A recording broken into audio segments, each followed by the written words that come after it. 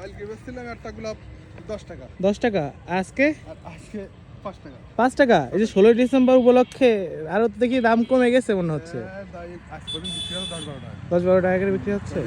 মানে সপ্তাহখানেক মতো হয়েছে, ঠিক আছে? হ্যাঁ হ্যাঁ। ফার্স্ট করে আজকে একটু ডাউন। তা হচ্ছে এই গোলাপের বাগান এরকম ফাঁকা কেন? পুরনো বাগান তো, পুরাতন, আশেপাশে সব দেখি ফাঁকা। হ্যাঁ পুরনো বাগানে। আচ্ছা আচ্ছা, কয় বছর বয়স? বয়স কয় বছর একটা গাছের? 15 বছর বয়স এক একটা গাছের। মাশাআল্লাহ, মেলানো মরি গেছে, সব মরি গেছে, গাছ পাকা পাকা সব মরি গেছে। এই গাছের বয়স 15 বছর। 15 বছর 16 বছর হয়ে গেছে। একটা গাছ কতদিন পর্যন্ত ভালো থাকে? গাছ রুই দিল। সব রসুন। ও আচ্ছা আচ্ছা, আমি খেয়াল করিনি। কতদিন পর্যন্ত ভালো থাকে? 20 বছর রাখা যায়। 20 বছর রাখা যায় না? সব থেকে ভালো ফলন মানে ফুল আসে কত বছর বয়স পর্যন্ত?